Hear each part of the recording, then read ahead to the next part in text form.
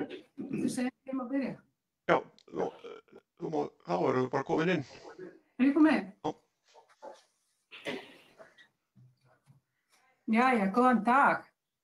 Helena Karlsdóttir heiti ég og starfa hjá Ferðamálastofu og fyrir hönd Ferðamálastofu, Neytendastofu, Samgöngustofu og Neytendasamtakana býð ég ykkur velkomin á þennan upplýsingafund fyrir ferðaþjónustaðina sem haldinn á miklum óvissu tímum. Sökum samkomubanns fundurinn haldinn alfarið á netinu og það von mín að það komi ekki á sök og vonum að kerfi haldi rétt á meðan og fundi stendur. Við stöndum frammi fyrir svo mjög sérstöku verkefni og það engan veginn hægt að sjá fyrir hvaða áhrif COVID-19 mun hafa á ferðaþjónustaðina og ferðahegðun fólks. Tilgangur fundarins því að fara yfir skyldur ferðaþjónustaðina og hvað rétt neytendur eiga á tímum eins og þessum og ekki síst að gefa ferðaþjónustaðilum tækifæri til að senda til okkar spurningar og hugleiðingar sínar. Við hvetjum þátttakendur til að senda okkur spurningar á meðan á fundi stendur. Efnistök fundarins á það leið að Halldór samstarfsmaður minn, hann mun sjá fundarstjórn og tæknileg mál. Neytendastofa ætlar að ræða aðeins rétt ferðamanna í pakkaferð vegna faraldursins.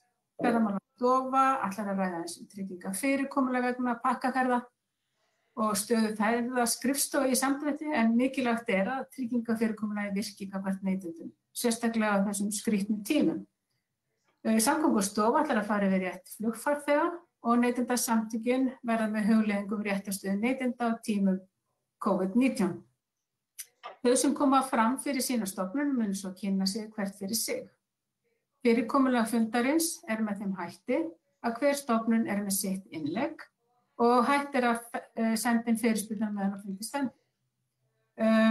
Þau munu svo kynna sig bara hvert fyrir sig þegar þau fá sviðið. Við ætlum að svara einsendum spurningum þegar allir hafa lokið mál sínu og varðandi þær spurningar sem við náum ekki að svara þá verður þeim svarað eftir fundinn og verða svörum birt á vefum stofnananna. Að því sögðu þá voru okkur ekkert að vanbúnaði og hef ég þá fundinn og ég bið þá Halldór, samstarfsmann minn að taka við stjórn fundarins. Já, Salveiði, við ætlum að Neytendastofa ætlar hérna að byrja hjá okkur og nú þurfum við að færa hérna yfir til þeirra.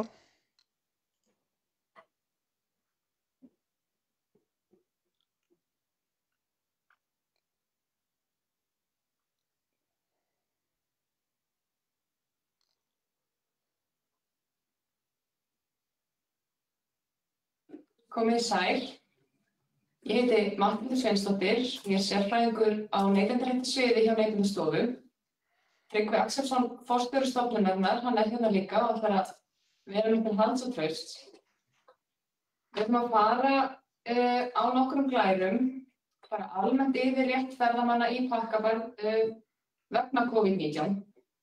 Þetta verður svo sem mjög almenn yfirferð yfir þær lagareglur sem gilda og geta komið til álita.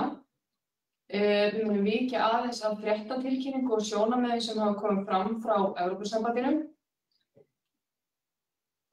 og svara síðan spurningum þá í lokin.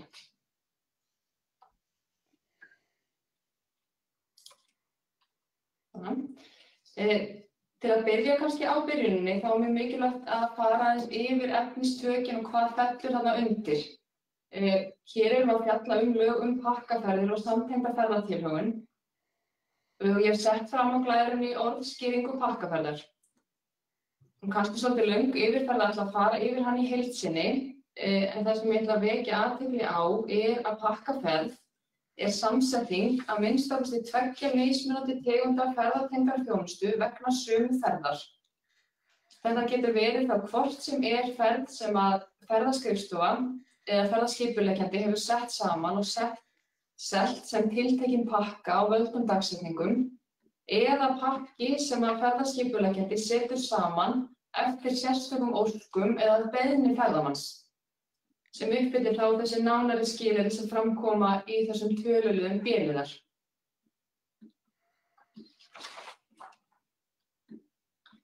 Og það reynir töluvert á þessa orðskýringu í dag hvað teljast óvenjulegar og óviðráðanlegar aðstæður. Samkvæmt lögunum þá þetta aðstæður sem eru ekki á valdi þess sem ber þær fyrir sig og ekki hefði verið hægt að komast hjá, jafnvel þótt gripið hefði verið til réttmætra ráðstafana. Samkvæmt lögskýringargögnunum þá þetta þessar force majeure aðstæður. Og það sérstaklega tiltalið að þetta geti verið stríð, hamfarir, þetta geti verið veður eða sjúkdómar eða farsóttir.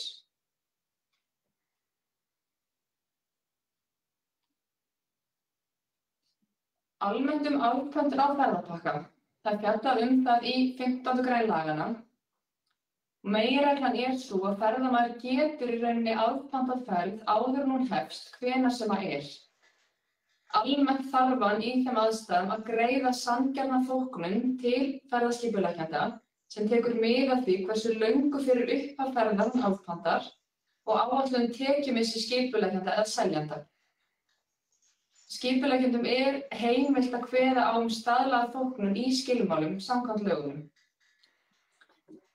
En það sem núna kemur helst til álita það að ferðamaður verður ekki krafinn greiðslu þessara sanngjörnu þóknunar ef afpöntunin vegna óvenjulegra og óviðráðanlegra aðstæðna sem hafa veruleg áhrif á framkvæmd pakkaferðar eða flutning farþega til ákveðinnar staðar.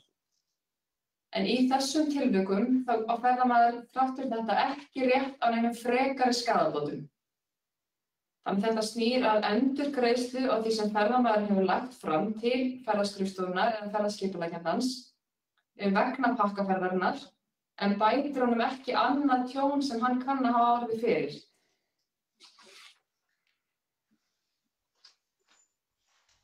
Af þessum sömu ástæðum þá getur ferðaskipuleggjandi eða smásali aflýst pakkaferð án þess að ferðamaðurinn eigi rétt til frekari skaðabóta. Almenna reglan sú að aflýsing pakkaferðar getur leitt til skaðabótaskyldu.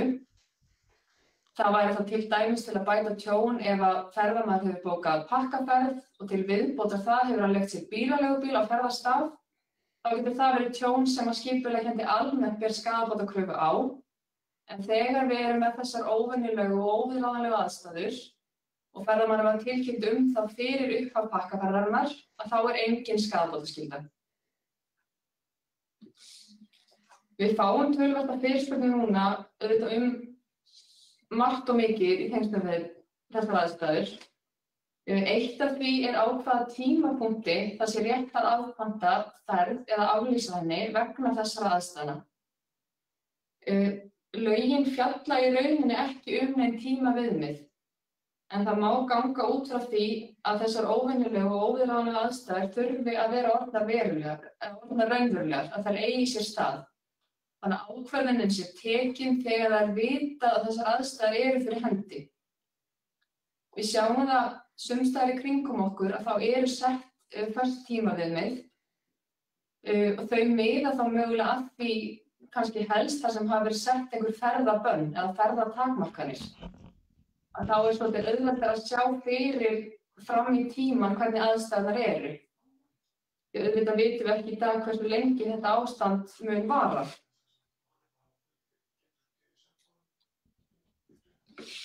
Þá komum við hérna í rauninni að fréttatilkynningu sem að Evrópusambandið hefur gefið út. Þar meðal annars fjallað það að COVID-19 og aðrar aðstæður þar sem veruleg hætta á veikindum eða sjúkdómum eru óvenjulegar og óviðráðanlegar aðstæður. Hins vegar lögð á það rík áhersla að þessu til viðbótar þarf að meta hversu mikil áhrif þessar aðstæður hafa á framkvæmd pakkaferðarinnar eða flutning farþega til ákvörðunar staðar.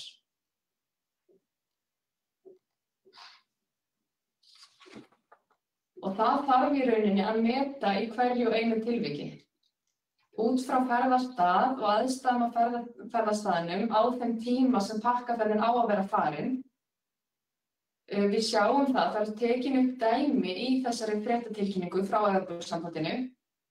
Aðstæður ferðamanns geta að sumu leyti haft áhrif á þetta mat. Hvað varðar það að þessar aðstæður hafi veruleg áhrif á flutning ferðamanna á áfangastað, þá eru ferðaviðvaranir eða ferðabönn þar til bara yfirvalda mjög mikilvæg vísbending þessar aðstæður. Og ég ætla nú svo sem ekki að lesa sérstaklega upp dæmin fyrir ykkur, bendi ykkur bara á að kynna ykkur það, hlekkirnir eru hérna í glærunum. Hlekkurinn jafnframt inn á frétt á heimasíðu Neytendastofu frá 7. mars síðastliðnum. Það sér á þessum dæmum að það verður að meta í hverju tilviki hvort það sé raunhæft að ætlast til þess að ferðamaðurinn fari í pakkaferðina. Almenn hræðsla ferðamannsins það að hann vilji ekki vera á þessum stað, hún dugir ekki endilega ein og sér. En ef það einhverju undirliggjandi sjúkdómar, getur það breytt stöðunni verulega.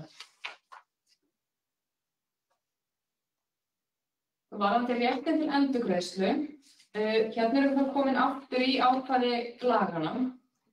Lögin kveða á það að ef það fyrir hendi óvenjulegar og óviðráðanlegar aðstæður sem hafa veruleg áhrif á framkvæmd pakkaferðar eða flutning farþega til áfangastaðar, þá á ferðamaður rétt á fullri endurgreiðslu.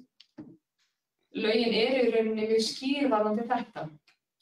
Á meðan þarf að meta kannski hverjum tilviki hvort þessar aðstæður séu fyrir hendi. Þegar það liggur fyrir að rétturinn til staðar, þá lögin mjög skýr endurgreiðslurétt. Auðvitað koma síðan þá inn sjónarmið það hvort að ferðamaðurinn þiggi frekar einhverjar inneignir eða að ferðamaðurinn velji sér að breyta ferðinni. Lagaskyldan til endurgreiðslu samt sem áður alltaf til staðar. Og þessi endurgreiðsla á samkvæmt ákvæðum laganna að fara fram innan 14 daga frá því að ferðin var afpöntuð eða henni var aflýst. Og hérna vísa ég þá tilbaka til umfjöllunar það á hvaða tímapunkti rétt að afpanta eða aflýsa.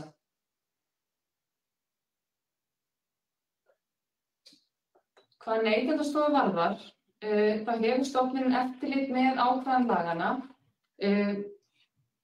fyrir utan það sem fellur undir Ferðamálastofu og snýr að tryggingunum. Þannig getur Neytendastofa tekið ákvörðun á grundvelli laganna, til dæmis rétt til afpöntunar án greiðsluþóknunar og í einhverjum tilvikum metið hvort þessar aðstæður séu til staðar. Neytendastofa getur jafnframt tekið ákvarðanir þá fjárhæð þóknunar vegna afbókunar. Og þarna eigum það við þegar að óvenjulega og óviðráðanlegu aðstæðurnar ekki fyrir hendi. Úrræði Neytendastofu vegna brota við lögunum bann, fyrirmæli eða heimild með skilyrðum. Og síðan hefur stofnunin heimild til að leggja á sektir. Næstu skref hjá okkur á Neytendastofu. Okkur berast auðvitað mjög margar fyrirspurnir, bæði frá ferðamönnum og frá ferðaskrifstofum. Við getum ekki með afgerandi hætti svarað hverju og einu álitaefni. Eins og ég er búin að nefna þá þarf að meta hvert og eitt tilvik. Og stofnunin þarf í rauninni að gera það með töku stjórnvaldsákvarðana. Eins og við höfum birt frétt þá stofnunin nú þegar með mál til meðferðar, þar sem að mun verða metið hvort óvenjulegar og óviðráðanlegar aðstæður sem hafa veruleg áhrif á framkvæmd pakkaferðar eða flutning farþega til ákvörðunar staðar til staðar í tilteknum tilvikum. Það hefur mikið verið kallað eftir einhverju leiðbeiningum eða línu frá Neytendastofu varðandi þetta, en við einfaldlega verðum að taka stjórnvaldsákvarðanir til þess að fá línuna. Í kjölfar á þessum ákvörðunum sem nú þegar til meðferðar, þá sjáum við fyrir okkur að það verði hægt að gefa út einhverjar almennari línur. Ætlunin að hraða verulega meðferð á þessum málum. Fyrirtækin hafa svarað okkur hratt og vel og stofnunin gerir svo sem ráð fyrir að við munum ná að klára þessar ákvarðanir fljótlega. Auðvitað hafa fyrirtækin áhyggjur af því hvernig þessar ákvarðanir verða, þannig það mikilvægt að það komi fram að við að vinna þetta í samræmi við aðgerðir annarra stjórnvalda og annarra ríkja. Við að fylgjast með því bæði hvað kemur frá Evrópusambandinu og hvað kemur frá systurstofnunum okkar þar, þannig að við séum öll í takti. Þetta auðvitað þannig markar, það skiptir máli hvernig að réttarstaðan sé eins yfir landamæri. Ég ætla ekki að hafa þessa almennu kynningu lengri að svo stöddu, en við munum þá svara fyrirspurnum á eftir. Takk fyrir.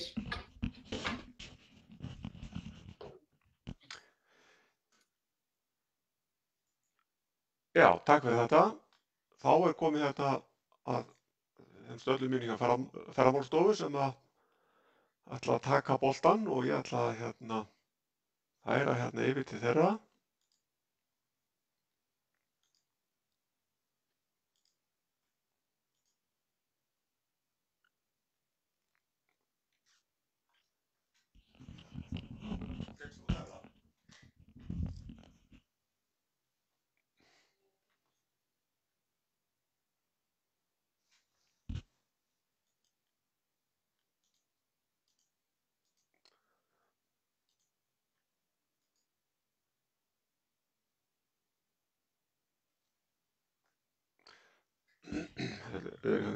Aðeins að þetta er að færast hérna yfir. Þarna kemur þetta. Góðan dag. Nanna heiti ég og starfa hjá Ferðamálastofu og ætla á samstarfskonu minni Erlu að fara yfir þær breytingar sem hafa tekið gildi vegna endurmatstryggingarfjárhæð ferðaskrifstofa. Nú, eins og þið ykkar sem eru að fylgjast með hérna í dag og eru með ferðaskrifstofaleyfi vitið, þá styttist ég að lögbundinn frestur til að skila gögnum vegna endurmatstryggingarfjárhæðar fyrir 2020 líði. En allar ferðaskrifstofur eiga að hafa skilað gögnum fyrir 1. apríl næstkomandi. Fyrirsjáanlegt var í ljósi þeirra aðstæðna sem nú eru uppi að tryggingarútreikningur flestra ferðaskrifstofa myndi byggjast á tryggingarskyldum tekjum ársins 2019, samkvæmt gildandi reglum. Og ferðaskrifstofur vera þá með miklar fjárhæðir bundnar í tryggingum, fjárhæðir sem væru mögulega í tilfellum einhverja ferðaskrifstofa, ekki endilega allra, í raun mun hærri en nauðsynlegt væri, allavega tímabundið, vegna þess mikla samdrátta sem verði hjá flestum í sölum pakkaferða í ár. Það þótti nauðsynlegt að reyna að koma til móts við atvinnugreinina þar sem það á við vegna þeirra aðstæðna sem nú eru, án þess þó að það yrði á kostnað neytendavernarinnar. Það er að segja skoða hvort það hægt væri að lækka tryggingarnar en á sama tíma gæta því að tryggingin dugi ef það kemur til þess að það reyni á hana. Nú, niðurstaða þeirra vinnu var eins og þegar mörg heyrt að ferðamálaráðherra gaf út reglugerð fyrir helgi sem heimila Ferðamálastofu að taka tillit til aðstæðna tryggingaskyldra aðila vegna COVID-19 faraldursins og áhrif hans á íslensk ferðaþjónustufyrirtæki við útreikning tryggingafjárhæðar. Er að ræða tímabundin viðauka við 8. grein reglugerðarinnar sem einungis er endurskoðun tryggingafjárhæðar vegna ársins 2020. Þannig að 21 og 22 þá er þetta bara fallið og gildi. Ferðaskrifstofa stendur því nú til boða að leggja fram beiðni tímabundna lækkun tryggingafjárhæðar samhliða reglulegum skilum fyrir 1. apríl. Nú, Ferðamálastofu hefur borist margar fyrirspurnir hvort veittur verði viðbótarfrestur, þessi stutt í 1. apríl og í ljósi aðstæðna, en teljum við rétt að ekki verði veittur viðbótarfrestur, heldur lögð áhersla á að vönduskil og tímaleg skil, enda eru þau forsenda þess að Ferðaskrifstofa geti fengið tryggingafjárhæðina endurmetnar og lækkar þá ef skilyrði þessi eru uppfyllt. Þannig að við bara keyrum á skil 1. apríl og vonum að það gangi upp. Þá verður áhersla lögð á það hjá stofnuninni að flýta meðferð slíkra beiðna eins og við mögulega getum, Ferðamálastofa mögulega getur, og því mikilvægt að vanda sig til við að fylla út þau gögn sem að þið skilið ferðaskrifstofur og fara sér leiðbeiningum. Þannig að fara ekki mikill og dýrmætur tími í að senda gögnin stansins fram og tilbaka. En Erla mun fara betur yfir gögnin sem á að skila hérna á eftir. Nú, reglugerðin hefur nú tekið gildi. Þið ættu að sjá hana hérna núna á glærunni, 1. grein hennar, eða hluta af henni. En samkvæmt henni er Ferðamálastofu heimilt við ákvörðun tryggingar 2020 að leggja til grundvallar áætlun tryggingaskils aðila fyrir 2020 í stað ársins 2019 eins og gildandi reglur gera ráð fyrir ef að 2019 er hærra. Það er hins vegar ekki þannig að þú bara skilir inn áætlun sem er kannski búið erfitt að gera núna í þessum tímum og við bara tökum hana gilda, heldur þarf að uppfylla við skilyrði til þess að Ferðamálastofa geti fallist á lækkun tryggingafjárhæðar og má þá nefna, og þið sjáu þetta í raun og veru í ákvæðinu sjálfu, að það þarf að vera sýnilegur samdráttur á milli 2019 og 2020. Þá má tryggingaskyldur aðili ekki verið í vanskilum með opinber gjöld og þá ber kannski að nefna að frestun greiðslu opinberra gjalda samkvæmt aðgerðapakka ríkisstjórnarinnar teljast ekki vanskil. Þannig að en hafi ferðaskrifstofan hins vegar verið í vanskilum fyrir þann tíma, þá teljast það vanskil og uppfyllir ferðaskrifstofan þá ekki skilyrðin lækkaða tryggingu. Og þá þarf Ferðamálastofa í öllum tilfellum að meta hvort aðstæður séu slíkar að ástæða sér til að ætla að tryggingin muni ekki nægja að koma til gjaldþrots þegar rekstrarstöðvunar. Tryggingi sem þá samkvæmt 2020. Nú við matið á fjárhæð tryggingar þá kemur fram að okkur skylt að taka tillit til greiðslna sem ferðamenn hafa greitt vegna pakkaferðar sem hefur verið aflýst eða verið afpantaðar á grundvelli óvenjulegra og óviðráðanlegra aðstæðna og eftir að endurgreiða. Og það þýðir í raun og veru að sjáðu þið sitjið núna eru aðstæður eru eins og þær eru. Einhverjum ferðum hefur mögulega verið frestað. Þær koma þá inn í áætlunum ykkar í raun og veru hvenær þær eru áætlaðar þær verði. En ef það einhverjar greiðslur sem þið eftir að greiða vegna þess að það búið að aflýsa ferðum eða þá þarf að geta til þær og við þurfum að skoða þær heildina. Það þarf að skoða hvert tilfelli fyrir sig og hvort tryggingin muni þá duga til bæði miðað við áætlunina og það sem á eftir að endurgreiða. Og til þess að slíkt mat getur farið fram þá kveðið á ákvæði hvað gögnum þurfa að skila með beiðni tímabundna lækkun og verður farið í það hérna eins og eftir. Og þá Ferðamálastofu heimilt að ákveða fjárhæð tryggingar til skemmri tíma en 12 mánaða og fyrirsjáanlegt að tímabilum tryggingafjárhæð ferðaskrifstofa verði í mörgum tilfellum skipt í tvennt. Það að segja að samþykkt verði lækkuð trygging til ákveðins tíma en að ferðaskrifstofan verði svo í framhaldinu skylt að skila hækkari tryggingu. Það ekki algilt en sem dæmi má nefna til dæmis ef að ferðaskrifstofa skilar gögnum og beiðni lækkun og trygging fyrir ákveðin samkvæmt gögnum 2019 en ferðaskrifstofan uppfyllir viðaukaákvæði reglugerðarinnar og það þá heimilt að ákveða lækkaða tryggingu til ákveðins tíma, til dæmis til ágústloka og þá frá 1. september ferðaskrifstofunni skylt að skila hækkari tryggingu samkvæmt upphaflegum útreikningi. Nánar framkvæmt nýtt og nánar framkvæmt á eftir útfæra og getur framkvæmdin orðið mismunandi en það þarf að taka hvert mál og meta sérstaklega umfang reksturs ferðaskrifstofuna sem að sækja þessa lækkun. Því að hann mismunandi. Sumir eru rekstur allt árið, aðrir eru með tímabundinn rekstur og bara aðstæður mjög mismunandi. Nú öllu þessu sögðu þá samt ferðaskrifstofan jafnframt skylt og þá ekki bara eitthvað sem velji heldur ykkur skylt að tilkynna til Ferðamálastofu leið ef að fyrirsjáanleg tryggingaskyld velta eykst. Það þýðir í raun og veru að ef að ferðaskrifstofan hefur fengið ákvörðun lækkun tryggingafjárhæðar þangað til bara 30. september eða 1. janúar eða hvenær dagsetningin og reksturinn tekur við sig fyrir en áætlað var, þá skylt að láta Ferðamálastofu vita leið og þá þarf að endurmeta tryggingafjárhæð. Þetta í raun og veru þetta ákvæði þessi reglugerð sem kom núna á föstudaginn og nú ætlar Erla, samstarfskona mín, að fara aðeins betur yfir sjálf skilin.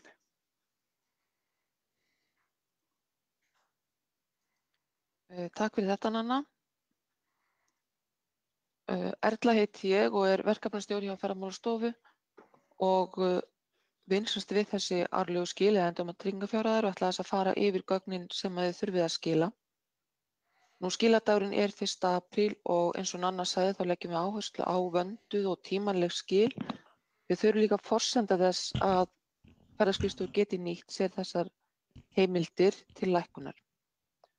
Og skilin 1. apríl, venjuleg hefðbundin skil, að þegar gögn sem þarf að skila þá ársreikningur 2019, þá áritur eða undirritaður, greining á veltu ársins 2019, greining á veltu ársins 2020 og staðfesting endurskoðanda eða skoðunarmanns eða framkvæmdastjóra, þetta fyrir eftir eðli fyrirtækisins, vegna bókhalds og greiningar á veltu 2019, að það sé í samræmi við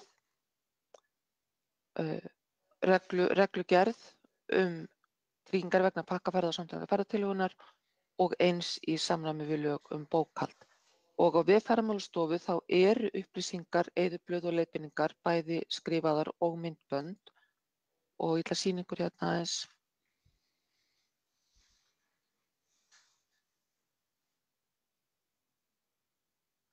Þið sjáu hérna endurmat tryggingar fjárhæð, þetta er sem stefið farið inn á ferðamálastofa.is og undir leyfi og löggjöf og undir ferðaskrifstofur, þá finnið þið þetta svæði hér sem heitir endurmat tryggingafjárhæðar og undir þessum plúsum eru upplýsingarnar.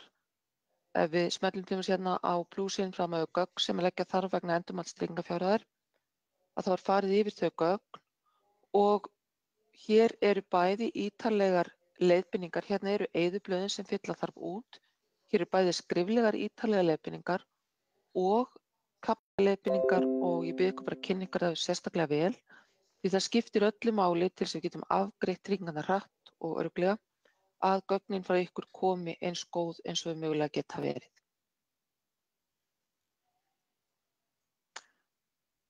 Nú, síðan eru þessar sértæku aðgerðir vegna COVID-19 og það heimilar okkur að miða við áætlun 2020 eins og Nanna sagði og að tryggingin skyldi velta sér lægri en 2019 og ekki skulda opinberum gjöldum. Og það þarf að taka tillit til endurgreiðslna sem á eftir að greiða. En þessi lækkun er tímabundin eins og kom fram í máli Nönnu áðan. Og gögnin sem þarf að skila til viðbótar við þess að skili venjulega er vottorð skuldleysi. Það fáið þið hjá innheimtumanni ríkissjóðs á ykkar svæði og það er innheimtumöðurinn skatturinn á höfuðborgarsvæðinu og sýslumenn utan höfuðborgarsvæðisins. En á vef Ferðamálastofu verður núna seinnipartinn sett inn á slóðina sem ég var að sýna ykkur áðan, þá kemur viðbótar plús eða viðbótar svæði sem eru vegna þessari sértæku heimildar og þar setjum við inn eyðublað sem heitir yfirlit vegna aflýsinga frestana og afpantana 2020. Og ég ætla að sýna ykkur það eyðublað hér, þetta er nú ekki flókið eyðublað, þetta er í 2 flipum. Það sem þurfum að fylla inn er bara nafn og kennitala tryggingaskylds-aðila og við hvaða dag miðast upplýsingarnar, hvenær fyllið þetta út. Og á fyrri flipanum er bara yfirlitið við mánuðina, fjöldi aflýstra ferða, greiðslu sem þið tóku við vegna ferða sem er afbókar eða aflýst og ógreiddar endurgreiðslur sem þið reiknið með og hvenær þið áætlið að greiða þær tilbaka. Og hér bara til hvaða staða voru þær ferðir sem aflýst er. Og á flipa 2, það eru ferðir sem er frestað og þá er í rauninni bara að lista upp allar ferðir sem eru frestaðar, hvenær var upphaflegur ferðamánuður og hvenær er áætlaður ferðamánuður.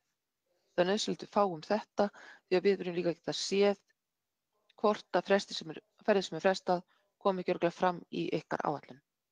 Þetta er ekki stórflókið eyðublað og ég reikna með að reyna að setja inn einhverjar leiðbeiningar vegna útfyllingu þessara gagna síðar í dag. Nú, þetta eru sem sagt það sem við gerum ráð fyrir að fara yfir og við erum bara kappkostum að vinna þetta eins hratt eins og við mögulega getum. Það er ennþá í gildi tímabundin áætlun, tímabundin lækkun á grundvelli 8. grein reglugerðarinnar og það er þarna inn á vefnum að finna leiðbeiningar vegna hennar.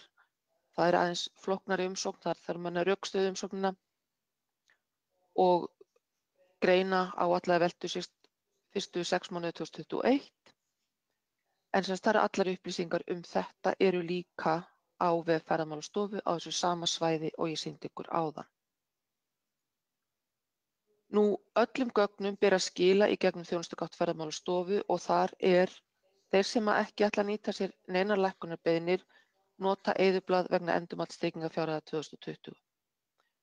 Þeir sem ætla að óska eftir því að miða verði við áætlun 2020 þeir nýta sér eyðublað sem heitir eyðublað vegna endurmats tryggingafjárhæðar 2020 sér ákvæði. Þeir sem ætla að óska eftir endurmats tryggingafjárhæðar og ég leggja jafnframt fram beiðni lækkun á grundvelli almennra heimilda í 8. grein að þeir nota eyðublaðið endurmats tryggingafjárhæðar ásamt beiðni lækkun samkvæmt 8. grein. Og síðan verður hægt að sækja sjálfstætt beiðni og lækkun það eyðublað er væntanlegt inn á blaðið. Og það eiga öll gögn vegna sérheimildar að koma inn seinnipartinn í dag. Þannig að þið geta farið strax að leiðtökur gagnanna, fylla út blöð, eyðublöðin og undirbúa sem allra best. Nú, ég hvet ykkur bara til þess að fylgjast með upplýsingapóstum og leiðbeiningum og áminningum frá netfanginu árleg skil hjá Ferðamálastofu og ef að ykkar hafa sett það netfang eða það af einhverjum ástæðum merkt sem spam netfang hjá okkur, guðanabænum takið það af og gæti þess að þið fáið upplýsingar frá þeim og líka endilega komið til okkar þá á þetta sama netfang upplýsingum hver það hjá fyrirtækinu sem á að fá leiðbeiningar og áminningapósta frá Ferðamálastofu vegna endurmats tryggingafjárhæða eða árlegra skila. Nú, ég ætla ekki að hafa þetta lengra og setja bara boltan yfir til þín, Halldór, sem að stýrir þessu. Já, takk fyrir þetta, Nanna og Erla. Nú, hann með okkur hérna, hann Ómar frá Samgöngustofu og þannig að það gefum boltan yfir til hans og við þurfum að koma hérna bara aðeins upp á skjáinn frá honum og hérna, það bara hérna svona smá, þarna dettur það inn. Ómar, gjörðu svo vel. Já, takk fyrir. Ómar Sveinsson heiti ég og vinn á Samgöngustofu og við á Samgöngustofu erum ábyrg fyrir framkvæmd á reglugerðum réttindi farþega. Í farþega í flugi þegar aflýsingar, heitun á fari eða seinkunir að ræða. Og byrja að minnast á það í upphafi að reglugerðin hún segir til hvaða yfirvald framfylgir reglugerðinni og það alltaf í flugi innan Evrópu, þá það alltaf landið sem að brottfararflugvöllur Ég minnist á þetta því að við fáum og höfum fengið mikið af fyrirspurnum atvik sem hafa verið að gerast í Evrópu undanfarið. Þannig að það þarf að beina fyrirspurnum til réttra yfirvalda og upplýsingar þau að finna á heimasíðunni hjá okkur. Og reglugerðin í fullu gildi ennþá. Það Evrópusambandið hefur gefið út leiðbeiningar framkvæmd hennar við þær aðstæður sem eru. Og en hún á aftur á móti ekki við í þeim fordæmalausu aðstæður sem að eru uppi núna og meðal annars með það að eins og var og auðvitað kannski liðið að farþegar hættu við að fljúga út af heilsufarsástæðum og öðru. Það reglugerðin tekur ekki á því og einnig tekur hún ekki á því þegar að viðkomuland eða það sem farþegi að fara búin að setja bann á komu farþega. Og í tilfellum eins og þeim þegar að flug fer fram þá á reglugerðin ekki við. Aftur á móti þá eru tryggingar allavega í einhverjum tilfellum sem dekka það. En aftur á móti það sem hefur breyst að flest tilfelli sem kom upp að bótarétturinn sem í reglugerðinni hann fellur niður. Svona meira og minna það segir reyndar að það eigi að taka þetta svona í hvert tilfelli fyrir sig en bótarétturinn á alla jafna ekki við þegar að atviki sem gerist afleiðing af COVID-19. En samt sem áður þá réttindi farþega þó nokkur og það fyrst að nefna að réttur farþega á upplýsingum. Flugrekendur þeir verða að láta farþega vita réttindi farþega og eins þegar að það þarf að bjóða úrlausnir þá þarf að bjóða þær út frá réttindunum. Og það sem að oftast kemur upp og hefur oftast verið að koma upp á síðustu dögum og vikum er hvaða réttindi farþegi hefur við aflýsingu flugs. Og réttindin þar eru alveg skýr. Flugrekandi hann þarf að bjóða farþega val á milli þess að fá endurgreiðslu farmiða eða fá nýtt flug. Þetta nýja flug við fyrsta tækifæri svolítið erfið útfærsla vegna þess að reglubundið flug að mörgu leyti dottið niður, þannig að það kannski ekki við fyrsta tækifæri, heldur kannski seinna meir. Aftur á móti þá skylda á flugrekanda að koma farþeganum, ef við erum til dæmis að tala Íslending sem staddur erlendis og þarf að komast heim, og flugrekandinn hættur að sinna flugleiðinni, þá þarf hann að koma farþeganum heim þó það sé eftir öðrum leiðum. Síðan tengt rétturinn á þjónustu. Farþeginn á ávallt rétt á þjónustu. Og það góð vel í 400-500, þú sér það ekki hann í hóðnir? 432. Upplýsingarnar í raun og veru eins og áður hefur verið minnst á. Einnig að ef að farþegi þarf að bíða og eða fara lengri leiðir til þess að komast, þá á hann rétt á mat og drykk og gistingu eftir aðstæðum. Og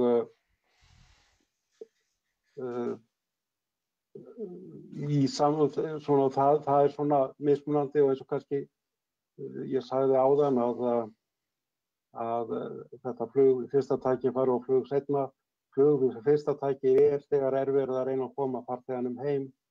Flug seinna í raun og veru að hluta til eins og inneign og átt farmiðan og notar hann þá seinna þegar að aðstæður eru orðnar betri. Það hefur borið svolítið mikið á því undanfarið að flugrekendur í Evrópu hafa verið að aflýsa flugi og verið að bjóða inneign, og það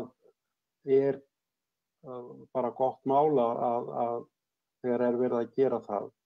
Hins vegar það við aflýsingu flugs, þá ítrekka það að það farþeginn sem að á valið að velja á milli endurgreiðslu og eða að fá inneign hjá flugfélaginu.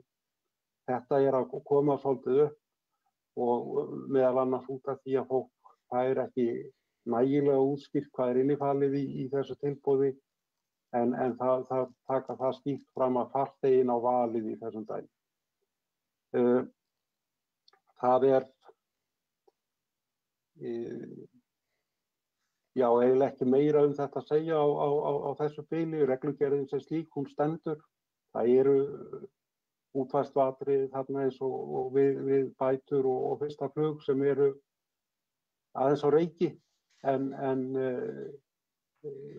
þar sé og ítreka eins og hefur alltaf verið með þessa reglugerð að úrlausn fyrir einstaklinga, úrlausnir eru mismunandi og fara eftir einstaklingum og þeirra þörfum, og þá ég búinn með mitt. Já, takk fyrir þetta, Ómar. Þá komið að hjá Neytendasamtökunum og við erum með hérna Breka og Ívar með okkur, og ég held að getum gefið hérna yfir á þá bara.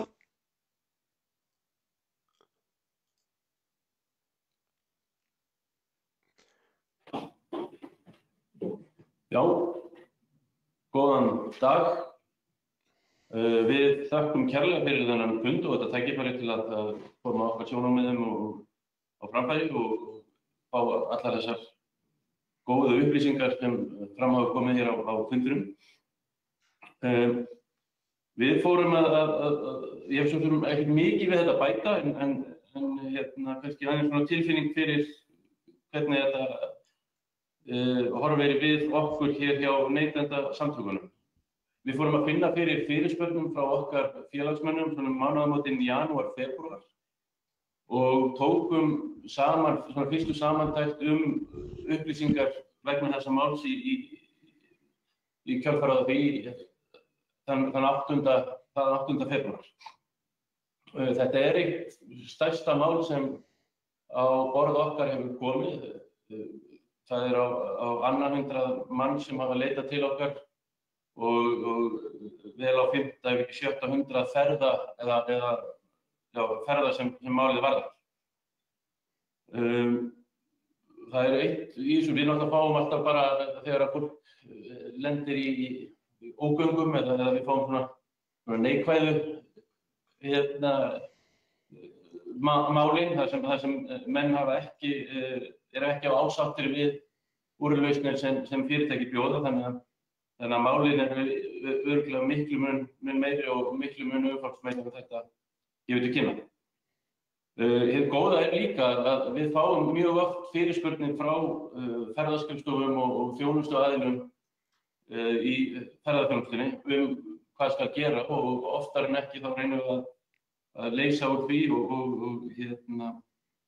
og svara þeim spurningum líka þó að við séum fyrst og fremst neytendasamtök. Það sem svona brennur mest á fólki okkar núna varðandi fyrirspurnir í ferðageiranum, þá það að með hvað miklum fyrirvara hægt að afpanta ferðir. Og þetta úrlausnarefni sem við teljum að sé mjög mikilvægt að komi einhvers konar úrskurður eða ákvörðun frá Neytendastofu og við höfum svona í okkar fréttum á vefnum okkar ns.is þar sem við erum með nokkrar samantektir þetta mál. Þar hefur við bent á það að í Danmörku þá er 14 daga fresturinn vísað til hans í þessu sem einhvers konar vatnaskilum í hvað varðar endurgreiðslu.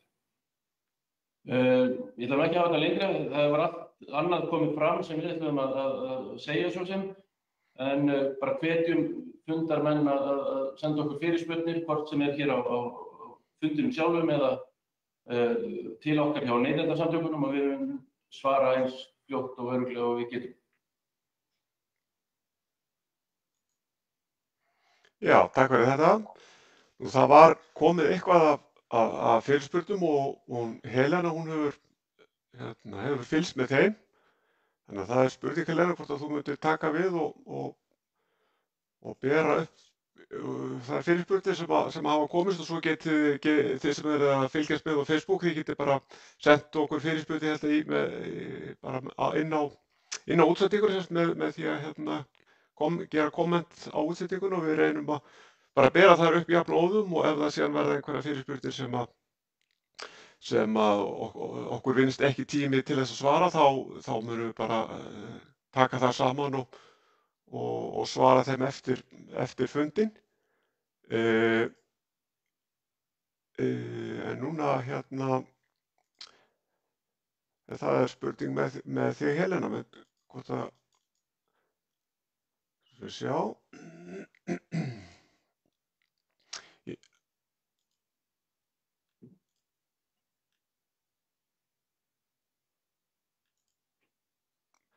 Helena. Já, ég er komin í samband. Það barst þetta fyrirspurn sem ég ætla að beina til Neytendastofu. Þetta varðandi endurgreiðslu rétt farþega með eða án þóknunar og hún hljóðar svona: neytendavernd nauðsynleg en þarf hún ekki að taka mið af aðstæðum eða skilmálum fyrirtækja svo sem ferðaskrifstofa gagnvart sínum birgjum, bæði flugfélögum og erlendum birgjum svo sem hótelum og DMC. Samningaferðaskrifstofa samningsaðila kveða á hvernig greiðslum sé háttað, bæði hvað varðar tímasetningu og upphæð eða hlutfall fyrirfram greiðslu og lokagreiðslu. Fyrirfram greiðsla, staðfesting eða deposit nauðsynleg til að festa flugsæti og gistingu. Hvoru tveggja tekið úr sölu til annarra aðila eftir að greiðsla hefur borist. Þessi greiðsla fæst ekki endurgreidd en hún dregst frá lokagreiðslu sem gjarnan greidd 6-8 vikum fyrir ferð samkvæmt skilmálum. Greiddir flugfarseðlar og greidd landþjónusta erlendis fást í öllu jöfnu ekki greidd. Ef Ef ferðamenn eiga rétt á fullri endurgreiðslu án þess að ferðaskrifstofa fái endurgreitt frá sínum birgjum vegna samninga þá ekki verið að hengja bakara fyrir smið, í þessu tilfelli ferðaskrifstofa fyrir ferðamann. Það engin leið fyrir ferðaskrifstofa að tryggja sig gagnvart þessu. Einn tilgangur neytendaverndar að koma ferðaskrifstofum á kaldan klaka eða kannski hægt að finna aðra lausn. Starfsmenn og stjórnendur eða eigendur ferðaskrifstofa eru einnig neytendur. Hvar þeirra neytendavernd? Þannig Neytendastofa, Neytendasamtökin. Neytendastofa. Já, takk fyrir þetta. Meginreglan auðvitað svo, eins og ég kom inn á, að ferðamaður greiðir sanngjarna þóknun ef hann afpantar ferð. Við þessar einu tilteknu aðstæður, óvenjulegar og óviðvaranlegar aðstæður sem hafa veruleg áhrif á framkvæmd pakkaferðar eða flutning farþega til ákveðinna staðar, þá hefur löggjafinn ákveðið að réttur ferðamanns sé mjög ríkur og hann eigi rétt á fullri endurgreiðslu. Þetta þá undantekning frá meginreglunni og við gerum okkur fullkomlega grein fyrir því að þetta verulega íþyngjandi og sérstaklega í dag fyrir ferðaskrifstofurnar. Þessu verður svo sem ekki breytt nema með lagabreytingu.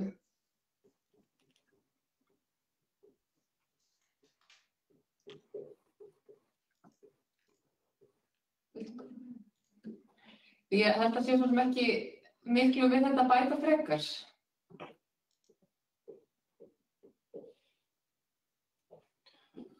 Neytendasamtökin eitthvað hjá ykkur sem viljið þið bæta ykkur við?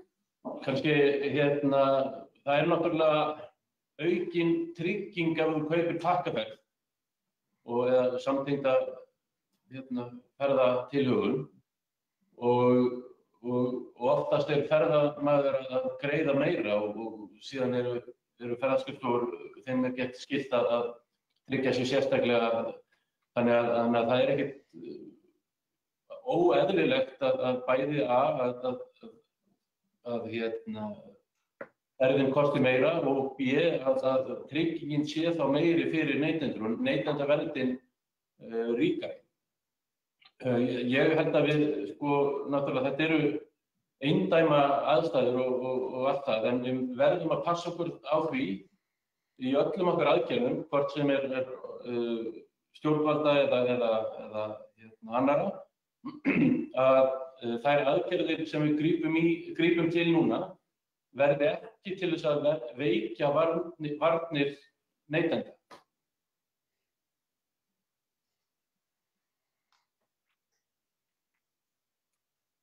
Ok, takk fyrir þetta. Það barst önnur fyrirspurn og ég ætla að beina henni til Samgöngustofu. Það getur vel verið að hafa komið fram í máli Ómars, en ég ætla samt sem áður að bera hana upp. Þetta varðandi flug. Það voru ferðamenn sem voru staddir í Póllandi síðustu viku og áttu bóka flug með Wizz Air. Pólland lokaði landamæri sínum laugardaginn 14. mars og fararstjóri þeirra fór út á flugvallarinn að koma heim. Það eina sem þetta flugfélag bauð var að endurgreiða flugmiðana og þau gátu með snarra að fengi flug frá Berlín á sunnudeginum. Spurningin hvert eigum við að snúa okkur til að fá endurgreiðslur á fluginu frá Berlín. Síðan segir viðkomandi átti bókað flug innanlands sem hann varð að aðbóka vegna samkomubannsins og segir að það sé ekki hægt að fá endurgreitt frá Air Iceland Connect. Þannig að spurningin hvernig staða þessa flugfarþega? Ómar. Já, takk. Í raun og veru eins og ég kom inn á áðan að við aflýsing á flugi þá á að bjóða farþeganum val og þegar hann fær ekki valið eins og í þessu tilfelli þá á flugrekandinn að greiða nýju flugmiðana sem að farþeginn leggur út fyrir sjálfur eins og í þessu tilfelli þannig að og þann kostnað í raun og veru sem að farþegar lenda í við að koma sér heim. Það sem að viðkomandi þarf að gera í þessu tilfelli fyrst að tala við flugrekandann. Hann þarf að setja sína kröfu þangað og fara fram á endurgreiðslu á farmiðunum. Síðan ef að flugrekandinn neitar endurgreiðslu, þá þarf hann að bera málið upp við pólsk yfirvöld sem úrskurðaraðili í Pólandi og láta það rétt yfirvöld til þess að fara með málið til. Í sambandi við innanlandsflugið þá eins og reyndar kom fram áður líka að ef að farþegi hættir að sjálfsdáðum við að fljúga þá ber hann hallan af því. Aftur á móti ef að Iceland Connect hefur aflýst fluginu þá á hann rétt á endurgreiðslunni. En það greinarmunur og lykilorð þarna aflýsing. Að ef aflýsingin á sér stað, ef flugrekandi aflýsir flugi, þá eru réttindin skýr. Ef að farþeginn hættir við að fljúga, þá það á hans ábyrgð. Hann á hins vegar rétt á endurgreiðslu á sköttum og gjöldum.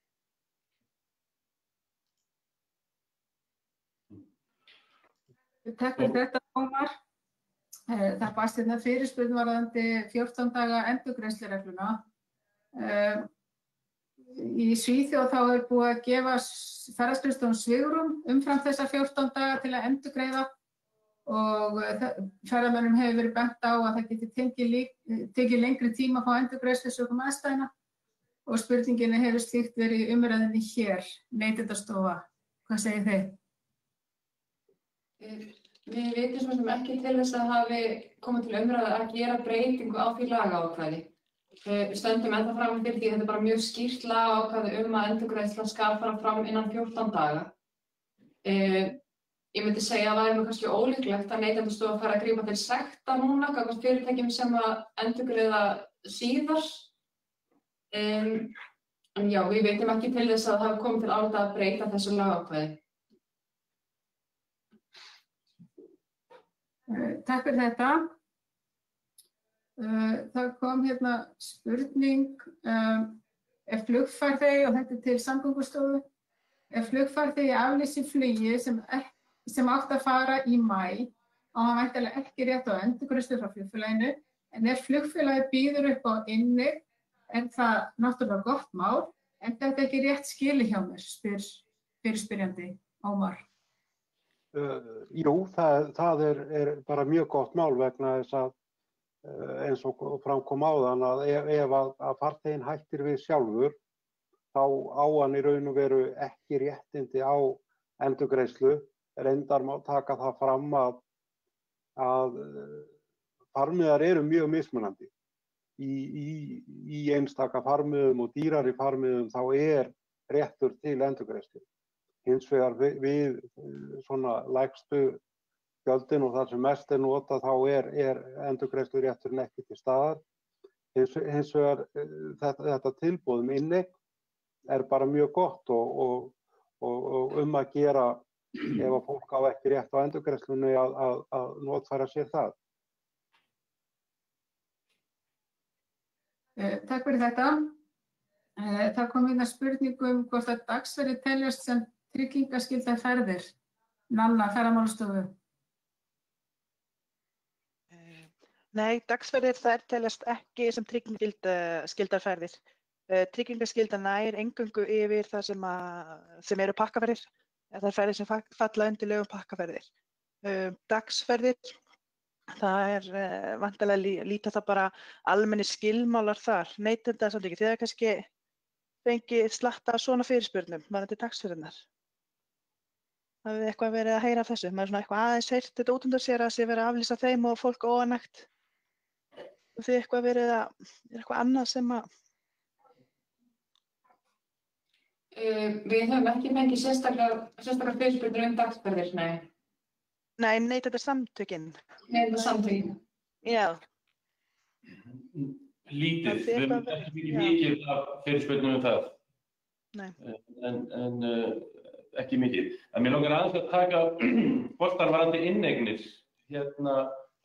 Eins og staðan í dag þá geta neytendasamtökin ekki mælt með því að neytendur þiggi inneignir hjá fyrirtækjum sem fyrirsjáanlegt að gætu lent í vandræðum. Í því skyni höfum við leitað til stjórnvalda og lagt til að það komi einhvers konar ríkari trygging þar á, einhvers konar baktrygging frá stjórnvöldum að inneignir verði tryggðar til framtíðar og verði það gert, þá munum við heils hugar mæla með því í erfiðum aðstæðum að neytendur þiggi slík boð. En eins og staðan í dag þá það bara mjög erfitt og kannski bæði einstaklingsbundið en líka mismunandi eftir fyrirtækjum hvort að það sé yfirleitt skynsamlegt. Breki, hafið þið fengið einhver viðbrögð? Já, þetta í skoðun, bæði hjá ráðuneytinu og víðar og við vonum bara að það verði tekið vel í þetta. Það verið að skoða þetta víða Evrópu, nákvæmlega sama fyrirkomulag, að einhvers konar ríkari ábyrgð eða ríkari trygging á inneignum, af því að við vitum að þetta verður tímabundið ástand. Við vitum að fyrirtæki munu lenda í tímabundnu vandræðum og það engum til góða ef að fyrirtæki komast ekki yfir þessar hindranir sem eru núna og við viljum öll eiga að það séu starfandi ferðaskrifstofur og ferðaþjónustufyrirtæki eftir 3 til 6 mánuði. Það engum til góða fyrirtæki rúið. Veistu hvernig þetta hefur verið gert á Norður? Ég veit bara að þetta í skoðun bara víða Evrópu, ekki bara hér. Og þetta í raun og veru tillaga sem á borði hjá evrópsku neytendasamtökunum og við ein af þeim tillögum sem við tókum af hlaðborði þar og bindum til stjórnvalda hér. Takk fyrir þetta. Hérna spurning hvernig standa því að flug heyrir undir Samgöngustofu en aðra greina ferðaþjónustu undir Ferðamálastofu. Hvort það væri ekki eðlilegra að til dæmis flugfélög og ferðaskrifstofa heyri undir sama batteri á vegum hins opinbera. Hver vill taka boltann? Ef að ég get bara út frá sjónarmiði Ferðamálastofu þá er þetta ákvörðun hins opinbera og það rauninni bara löggjafinn sem verður að taka á þessu hvort þetta eigi að vera undir einni stofnun eða dreifst á fleiri stofnanir. Þetta allavega sjónarmið okkar. Ég veit ekki hvað spurningunni en við höfum svo sem ekkert mikið með þetta að segja. Síðan var að koma hérna spurning til Samgöngustofu varðandi ef að farþegi á miða þar sem hann á tengiflug í einu miða, svo seinna fluginu aflýst en ekki það fyrra. Hvað þá, Ómar? Já, þá kemur í raun og veru sama val og hefur verið minnst. Ef að einum fluglegg í bókunni er aflýst, þá hægt að fá alla bókunina endurgreidda. Aftur á móti þá held ég þannig að þetta getur verið mismunandi aðstæður vegna þess að í tilfellum þá farþegi getur verið lagður á stað, þá þarf að viðkomandi flugrekandi að koma honum heim aftur líka ef að seinni fluglegg er aflýst. En í svona tilfellum þá á farþegi rétt á að fá alla bókunina endurgreidda ef hann velur það. En hann getur líka beðið eftir nýju flugi ef hann vill það líka. Það er eins og kom fram áðan og skiptir miklu máli að það er farþeginn sem að hefur valið.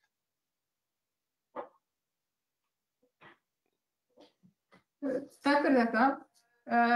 Það er hérna fyrirspurn vegna ástandsins í dag.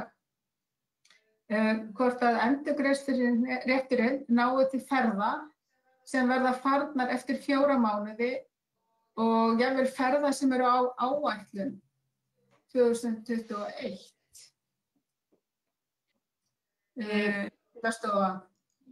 Já, það er í rauninni ekki hægt að taka afstöðu til þess í dag. Eins og ég kom inn á í kynninguna áðan, þá er ekki bundinn neinn rammi í lögunum hvenær rétt er að afpanta eða aflýsa ferð vegna óvenjulegra og óviðráðanlegra aðstæðna. En 4 mánuði fram í tímann myndum við nú telja að væri svolítið vel ílagt. Eins og Breki kemur inn á og við höfum séð í okkar skoðunum erlendis frá, þá hafa Danir gefið út að sé miðað við 14 dögum fyrir ferð. Þannig ég held í þessu tilviki þurfum við fólk kannski bara aðeins að hinkra og sjá hvað verður.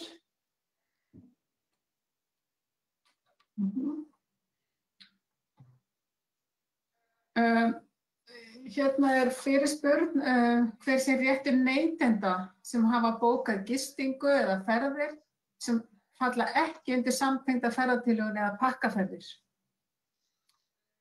Neytendasamtökin eða Neytendastofa.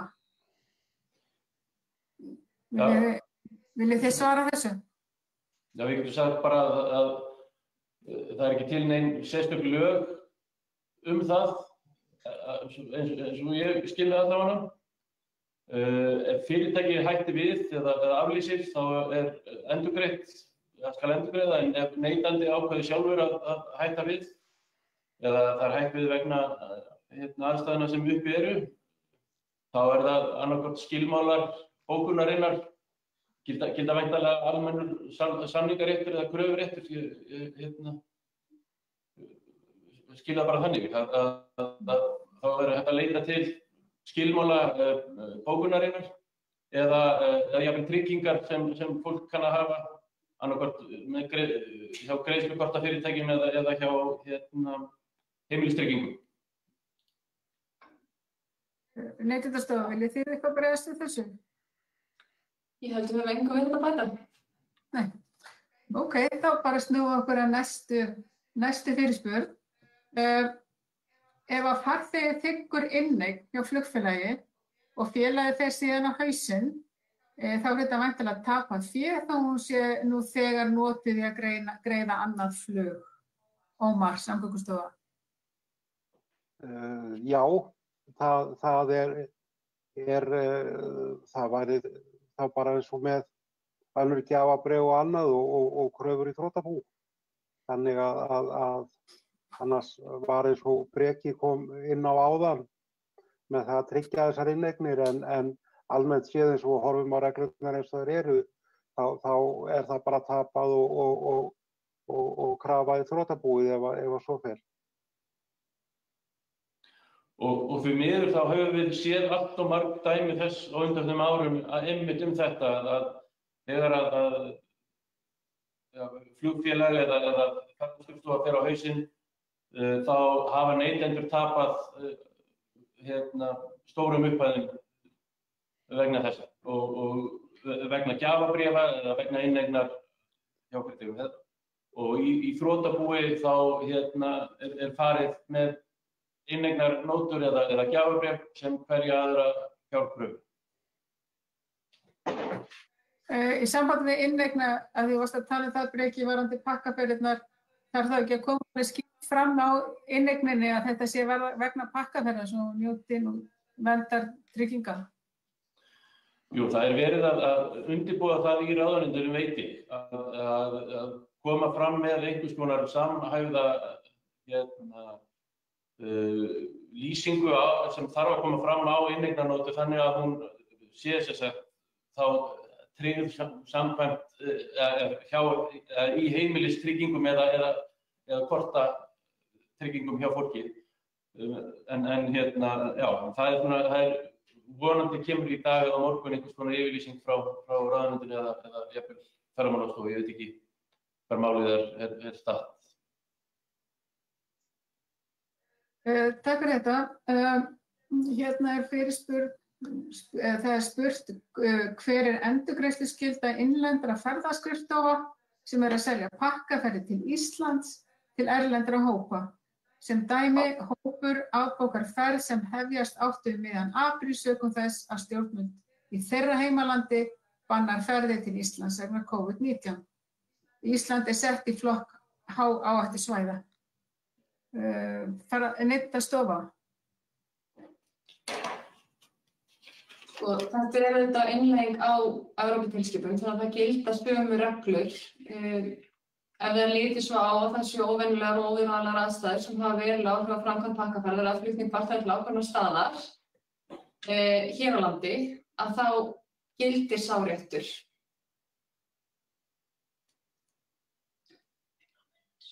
Innan EES, já.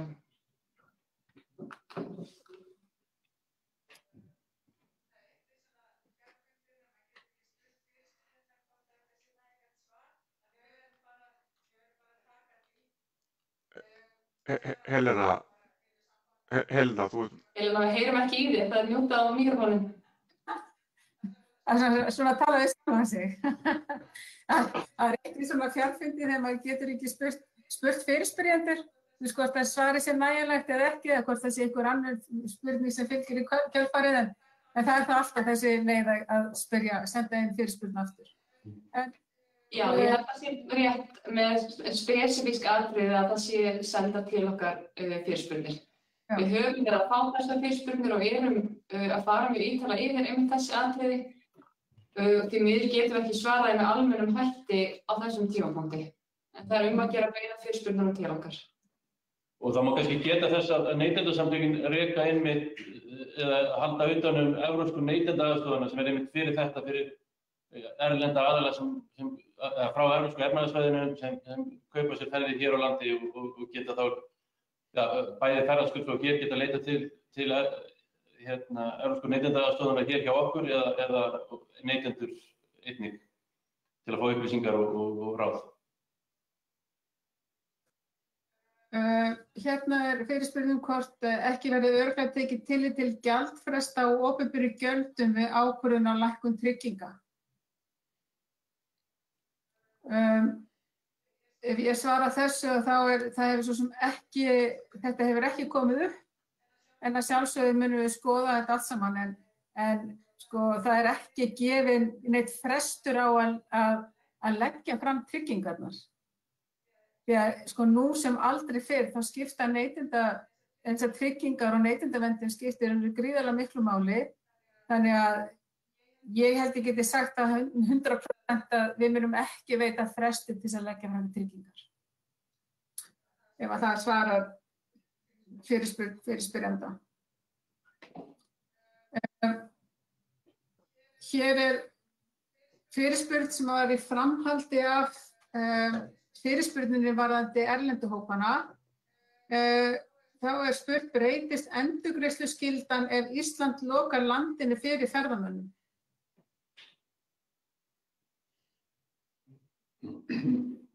Það var það mjög skýr að myndi ég telja að sé orðið skýrt að það sé orðið veruleg vandamál við að koma ferðamönnum á áfangastað. Ef landinu verið lokað, þú kemst ekki til Íslands.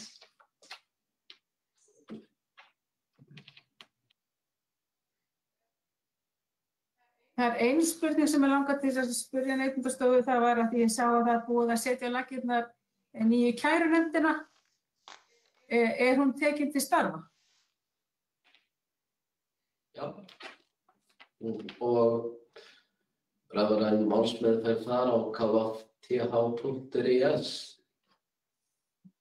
Birgir, viltu endurtaka á? Já, hún tekin til starfa og málsmeðferð rafræn og einföld á kvth.is. Og það má sjá líka fréttatilkynningu á heimasíðu Neytendastofu og link kærunefndina. Geta þá neytendur, ef að þeir eru ósáttir, leita til þá þessara kærunefndar varðandi úrlausn og hafa ekki fengið úrlausn frá sínum viðskiptaaðila. hún mun taka, margir ferðaþjónustuaðilar eru aðilar að sérstakri nefnd, SAF. Þeir sem ekki aðilar þar, að þau mál myndu þá koma til þessara nefnda. Þannig að það þarf að skoða við hvaða aðila ágreiningurinn og ef hann ekki aðili að samtökum í ferðaþjónustu, að þá ætti þessi nefnd að taka slík mál. Takk fyrir það. Aðeins að leiðrétta að þessar sérnefndir hafa ekki tekið til starfa ennþá, sem verið að stofna til dæmis með SAF og fleirum. Þannig að það, eins og staðan núna og næstu vikur og líklega mánuði, þá munu öll mál fara í gegnum þessa kærunefnd KFTH. Bara þannig að það sé á hreinu. Það er komment frá einum sem að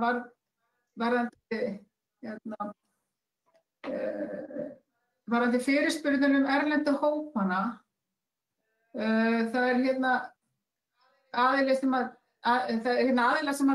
sem telur að spurninguna hafi ekki verið nægilega vel svarað. Þannig að þessi svo sem kemur í miðjuna, ekki upphaflega fyrirspurnandinn heldur svo sem kom á eftir, segir ég áttaði mig samt ekki á svarinu við spurningu frá Elísabet, það er sambandi við þessa erlendu hópa. Í útsendingin klikkaði eitthvað svo ég misti aðeins úr. Matilda, það spurning hvort að þú gætir endurtekið svarið þitt varðandi þessa erlendu hópa og hindrun þeirra til að koma til landsins. Ef að heimalandið bannar ferðir til Íslands og svo eins ef að er algjört bann. Já, ég talaði það að það gilda sömu reglur, þetta innleiðing á Evróputilskipun, þannig að á öllu EES-svæðinu gilda sömu sjónarmið. Þannig að erlendur ferðamaður á leið til Íslands í pakkaferð og litið þið svo á að það eru óvenjulegar eða óviðráðanlegar aðstæður á Íslandi sem hafa verulega áhrif á framkvæmd pakkaferðarinnar eða flutning farþega til ákvörðunar staðar, að þá endurgreiðslurétturinn fyrir hendi. Og við ræddum í kjölfar af því ef til þess kæmi að landamærum Íslands yrði lokað, að þá þetta orðnar uppi þar aðstæður, það ekki hægt að koma ferðamanni á ákvörðunarstað. Svo gerði ég grein fyrir því að okkur hafa borist nokkrar fyrirspurnir varðandi þessa erlendu hópa sem við erum að skoða svör við, því það þarf auðvitað að meta hvert tilvik fyrir sig og erfitt að svara þessu almennt. Þannig það er að gera beina til okkar fyrirspurnum, til dæmis í tölvupósti á postulat.neytendastofa.is ef það einhver sértækari svör sem þarf. Takk fyrir þetta. Nú fer að stíga í seinnileitan, við fyrir að ljúka þessu. Það hafa borist fyrirspurnir sem að ég held að við ættum að reyna að skoða bara betur. Það kom fram fyrirspurn varðandi framgöngu bókunarvélana, bókunarvéla Booking og Expedia.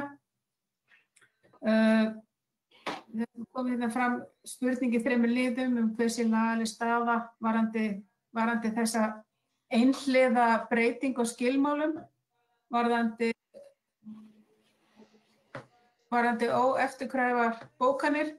Þess að hver lagaleg staða varðandi þetta og hver réttur bókunarvélarinnar til að beita hótunum samvinnuslit, láti gistisalarnir ekki undan. Ferðamálastofa beita óagreinda bókunarvélum þrýstingi og yfir hótunum málsókn ef ekki aflátið og hvers vegna þessum bókunarvélum ekki gert að skila opinberum gjöldum og virðisaukaskatti af þeim sölutekjum sem þær afla á Íslandi. Þessar spurningar eru bara þess eðlis að það þarf að skoða þær aðeins betur og það verður gert og svör þegar þau liggja fyrir verða þá bara birt á vef Ferðamálastofu. En hérna er ein spurning. Spurningin var Spurningin var að lækkun verður heimil samkvæmt áætlun 2020 eftir samkvæmt við tryggingarnar. Eitt af skilyrðum að standa í skilyrðum með opinber gjöld. Verður tekið tillit til þeirra fresta sem nú eru heimilir með slík gjöld.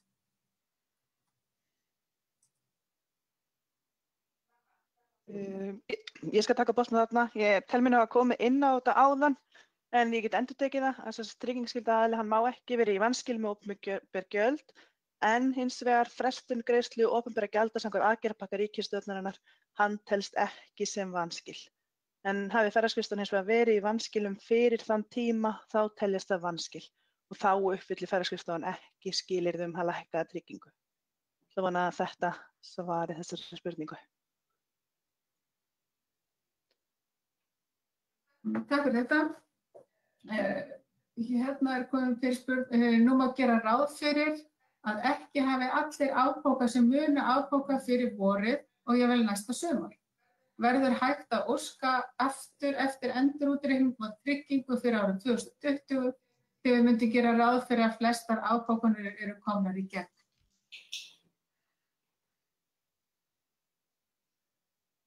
Nanna eða Erla, hvað segið þið? Endurskoðun ákvörðunar. Nú held ég, Erla, þekktu þetta þá? Við telum ekki báðar. Erla? Ég hefði nú kannski haldið að Helena væri best til að svara þessu af okkur svona. Ég held að lögin segi sjálf, fyrir ekki að Helena grípi fram fyrir það. Ég held að lögin segi, þannig að reglugerðin segir sjálf að það eigi að skila sig fyrir 1. apríl, þessari lækkunarbeiðni. En það eru þetta aðrar lækkunarbeiðnir í reglugerðinni, það er þetta óska eftir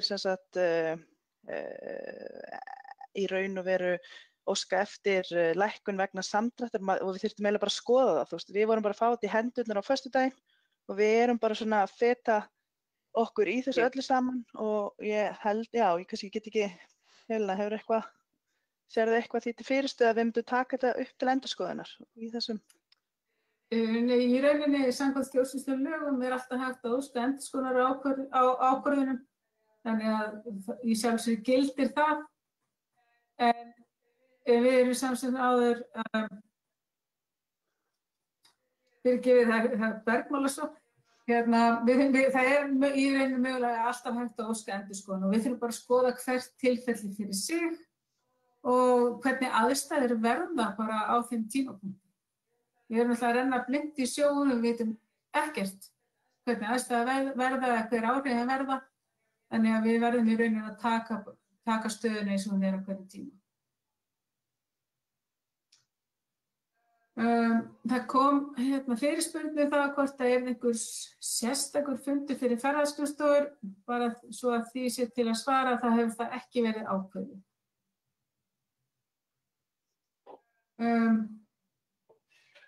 Það hafa ekki fleiri fyrirspurnir borist að svo stöddu, þannig að ef enginn kemur innan nokkurra sekúndna, þá bara förum við að ljúka þessum fundi, en eins og áður hefur komið fram þá er alltaf hægt að senda fyrirspurnir á viðkomandi aðila og hver stofnun fyrir sig, þá svara bara þeim spurningum sem komið. Ég ítreka bara þessi fyrirspurnir varðandi bókunarvélarnar, þær verða skoðaðar og svörin birt. En að öðru leyti þá vil ég bara þakka ykkur fyrir þátttökuna. Ég vonaði að hafi haft gagn af þessum fundi, en þegar maður horfir á rétt neytenda þá er það jafnframt skyldur ferðaþjónustöðlan, þannig að þetta á að geta virkað í báðar áttir. Það er nú bara þannig á svona tímum, þá höfum við ekkert svör við öllu, en við reynum okkar besta til að svara því sem mun verða beint til okkar. En ég vil bara þakka kærlega fyrir. Þetta var áhugavert að nota þetta form þetta fundarform og sjálfsagt munu slíki fundir verða fleiri í framtíðinni. Þegar flestir eru að vinna núna á internetinu og í fjarfundum. Þannig að þetta þessar aðstæður munu væntanlega breyta vinnu að einhverju leyti til framtíðar. En mér langar bara að þakka ykkur fyrir, ég vona þið góðan dag og gangi ykkur og okkur öllum sem best í baráttunni. Takk fyrir.